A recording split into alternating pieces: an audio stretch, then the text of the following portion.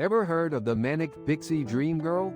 It's a term coined by the insightful Nathan Rabin, and it perfectly encapsulates a specific, often seen character archetype in the world of film.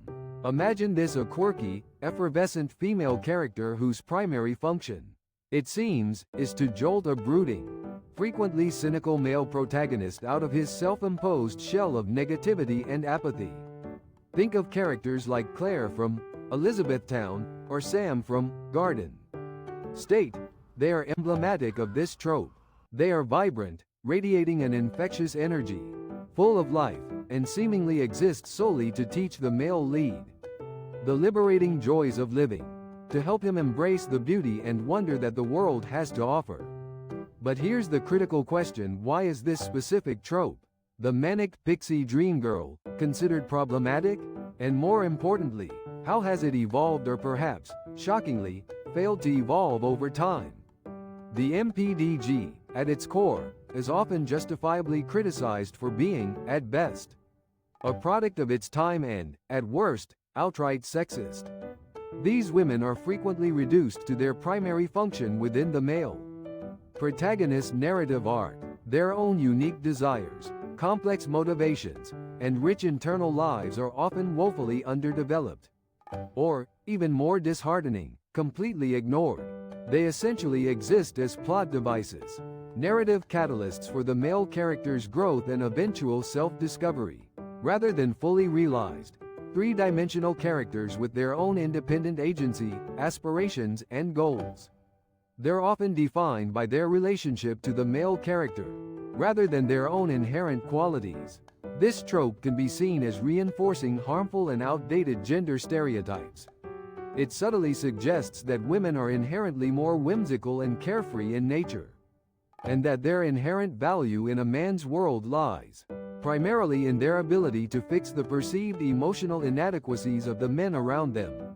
It's a rather simplistic, and frankly insulting, simplification of complex female characters, and it often robs them of any genuine depth, true complexity, or substantive character development.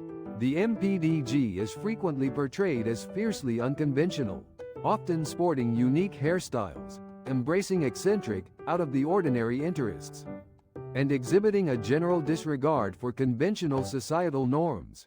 These seemingly charming traits, while presented as inherently attractive or endearing, are ultimately used to make the male protagonist seem more relatable, more sympathetic, or even more heroic by stark comparison.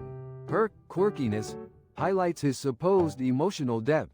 Over the years, the MPDG has faced increasing, and increasingly deserved, criticism from both film critics and audiences. Writers and filmmakers are becoming more acutely aware of the trope's limitations, and, crucially, its potential to perpetuate demonstrably harmful stereotypes. In more recent years, we have seen some tentative attempts to subvert or deconstruct the MPDG archetype.